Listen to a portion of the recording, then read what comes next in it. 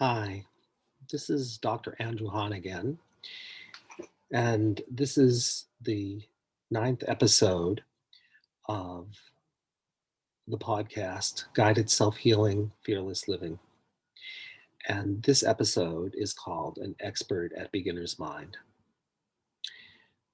I want to tell you, I had told you in our last episode, this is April 23rd, 2021. I told you in our last episode that I was going to continue talking today about patterns and these universal themes.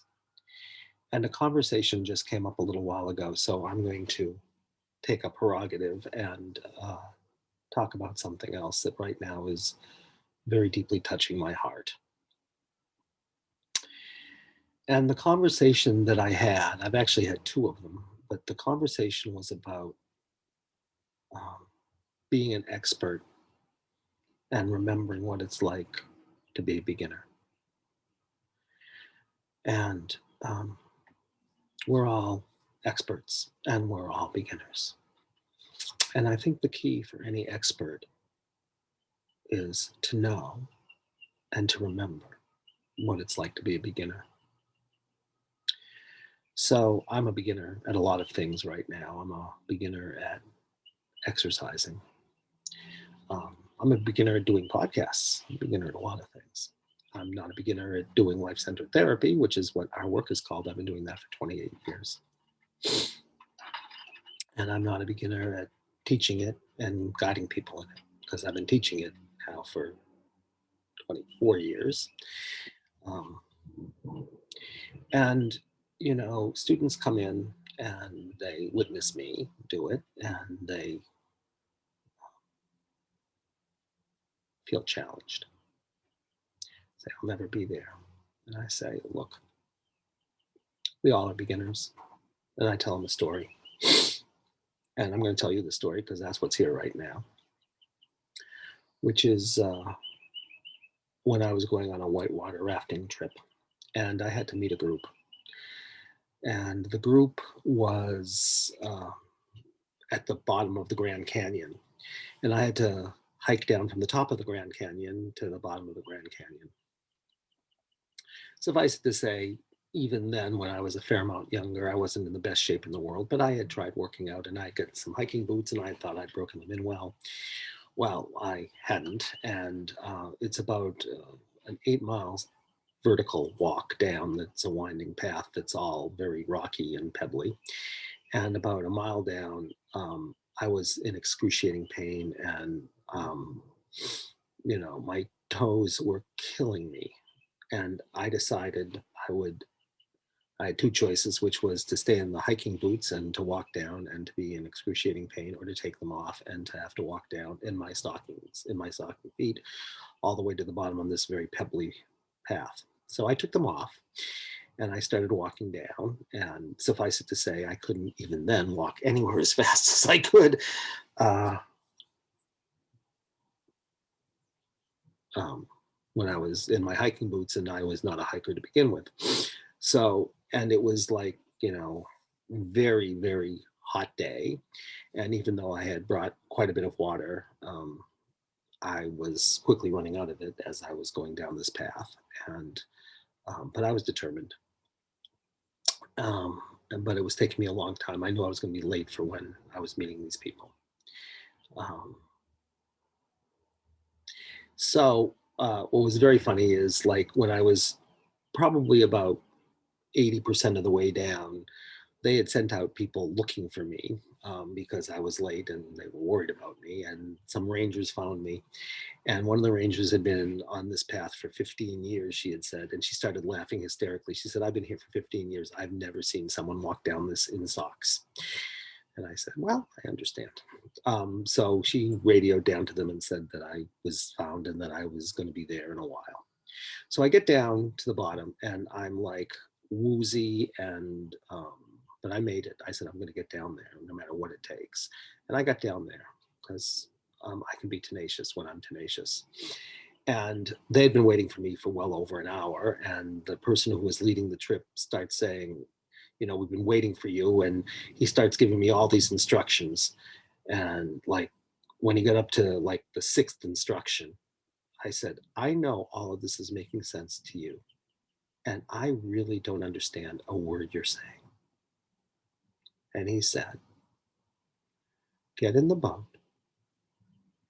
and hold on tight and roll towards the waves. I said, I can do that. Beginner's mind. So, and I have clients now who say to me, um, you guide us. What about for you? I've had students do that, and I've had clients do that. I said, I'm not asking you to do anything that I'm not doing. And, I've been doing this healing work now for a long time, and I still, I know how to do it. And, but sometimes I don't do it. And sometimes I want to avoid things. And sometimes I make a commitment to doing it and I don't do it, um, even after all this time. And then I work on that. And even though, I know a lot about what it's like to be doing the work, I'm still in beginner's mind. When I'm still facing some of my deepest fears, I tell them, like, I'm just a guy, I'm not a guru. And I've been working and working and working, and I think I'm freer, but, I still have mountains to climb.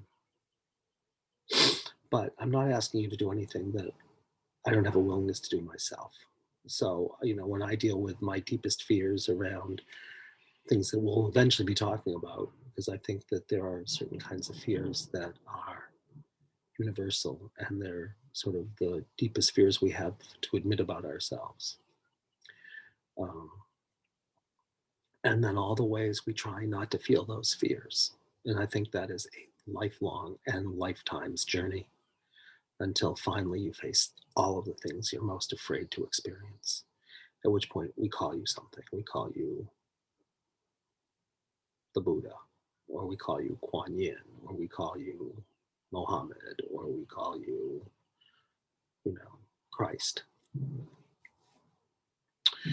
But even Christ, right before he's Christ as Jesus, is still facing his fears, you know, and he's been working on them for a long time. He's still right before he's going to be crucified. He's still screaming at his father, so to speak, saying, why have you forsaken me? And he's reactive. He's angry. And he's confused. And he can know his fate, but he doesn't want to have to face that fate, which is really his destiny. Because we all get occasionally identified with something and we're really afraid to go beneath it and let go. We hold on. So I still hold on, for sure. I haven't quite got yet to the place of like forgive them because they know not what they're doing. They're just ignorant. They're blind. But by the time Christ says that, he knows that they can kill his body, but it's just not even his body. It's just a body.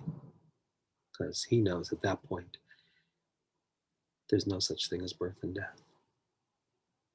He knows, not intellectually knows, he just viscerally knows the truth.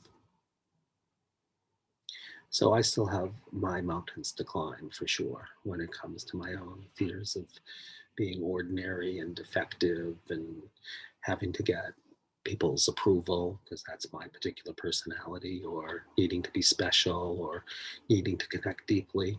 I keep working on my fear of inner disconnection, or my fear of not having a head and being undiscerning, or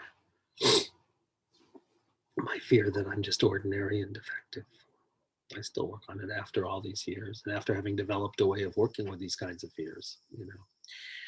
Um, so, and the thing is, none of us, I guess, really like to admit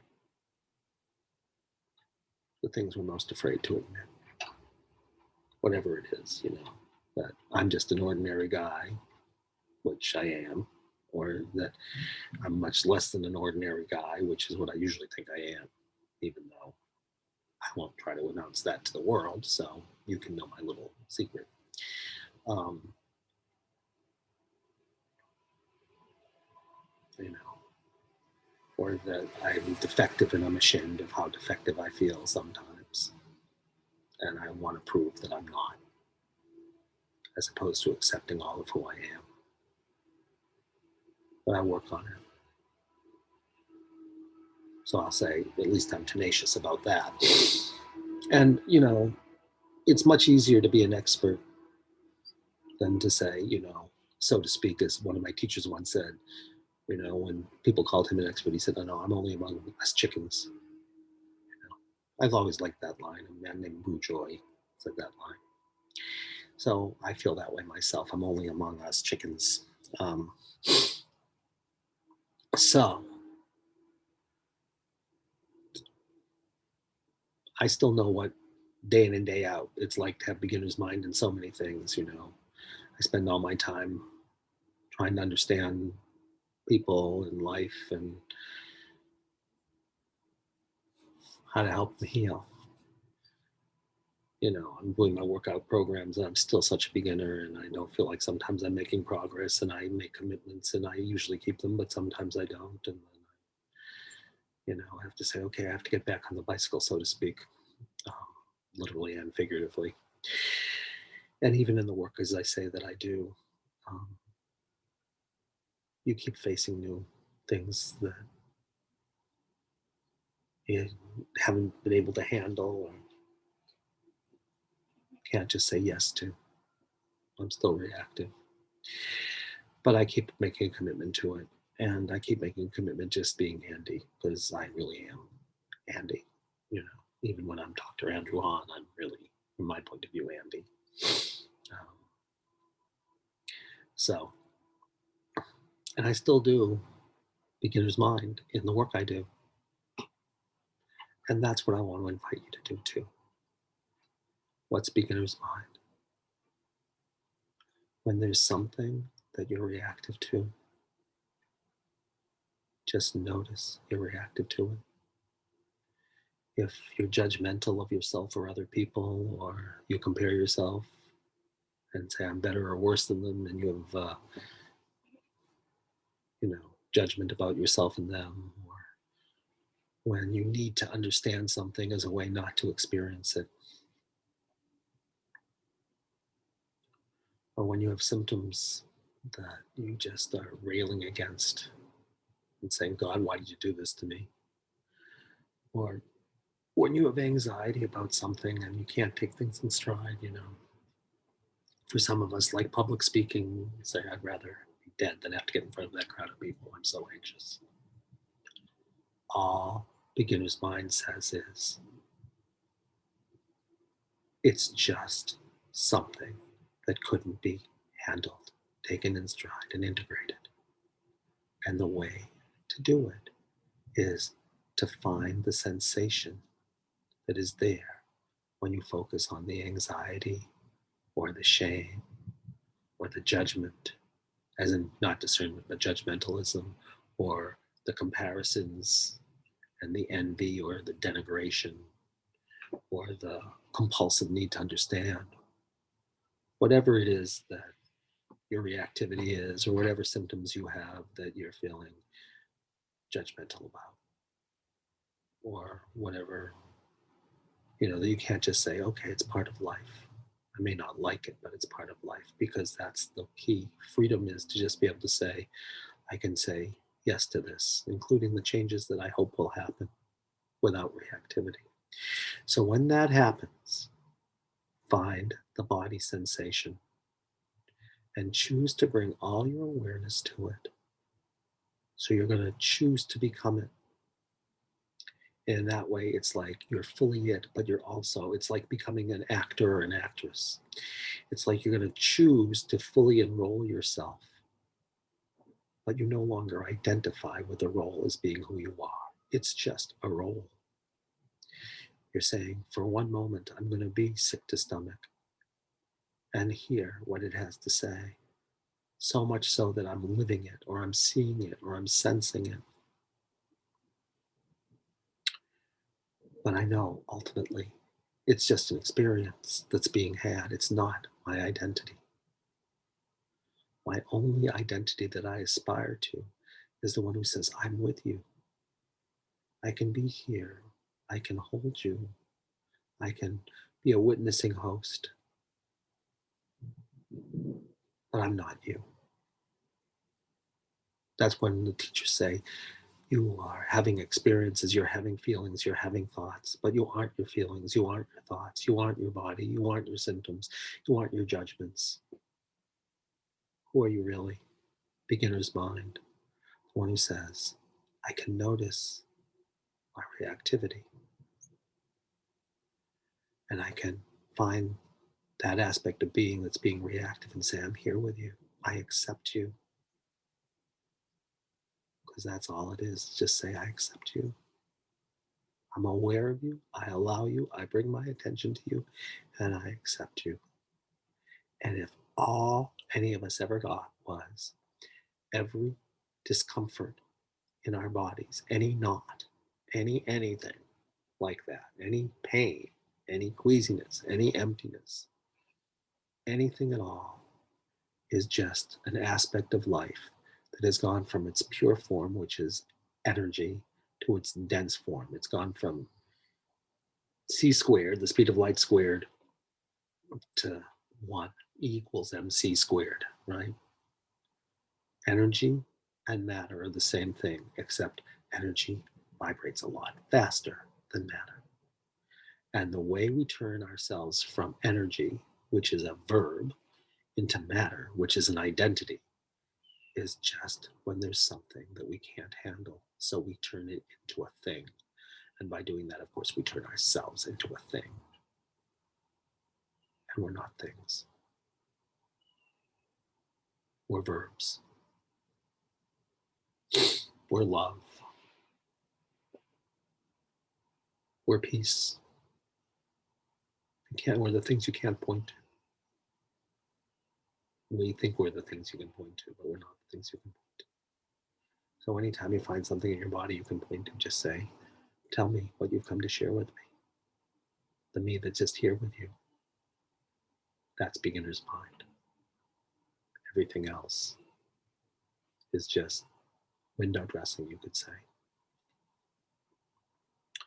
So we find every part of ourselves that can't just say, I can be with what is without reactivity. We say, I'll be with you. Because if I can be with everything, then I can be walking acceptance and I can accept myself and I can accept others without judging them. Because if we find someone that we judge, it doesn't matter if we think we're judging the judger because we're better than they are or whatever, we're still back in judgment, right? Doesn't mean we can't be angry or we can't say, I'm going to make a difference, because we get to commit to what we believe. We just can't think that because we believe something and we're committed to it, that makes us right. It just means that this is what is our truth. It doesn't make it the truth until, I suppose, we're someone that I don't know what it's like being like Kuan Yin or Christ or Buddha. But it's something to aspire to. It's to like aspiring to a North Star. So I want to leave you with that message today, that I never ask people to do something that I don't have a willingness to do it. And sometimes I don't do it. And then I have to find the part of me that doesn't do it and that I have judgment about and say, I'll be with you. But at least then I don't let you run the show more. You're just my anxiety, either because there was something that I couldn't handle before that you reminded me of, or I've hit a developmental milestone. So I have to go to the next layer. Not all anxiety is just the reliving of trauma. Some of it is, you're just doing something for the first time.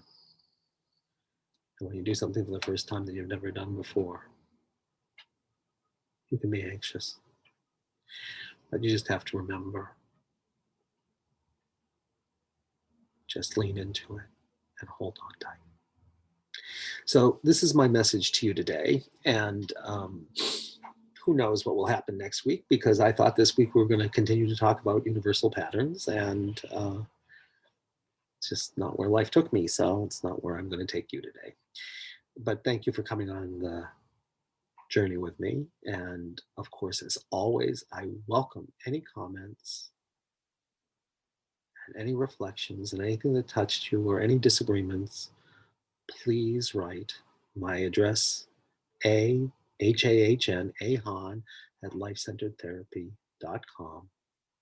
And of course, if you want to know about our work, just go to lifecenteredtherapy.com. And of course, if you want to do our trainings, which would be a pleasure always, we do online trainings now and we teach all of this stuff. All you have to do is go to go.readyforamiracle.net/free-training. So go.readyforamiracle.net/free-training if you want to learn more about how to do this for yourself and for others. And meanwhile, I will look forward to having a conversation with you again next week, or whenever you listen to this, because you're probably listening to it as a podcast. So we'll go on our journey continually, and we'll know that we may be in different places, but that just means we're in different boats in the same lake. So be well, and goodbye.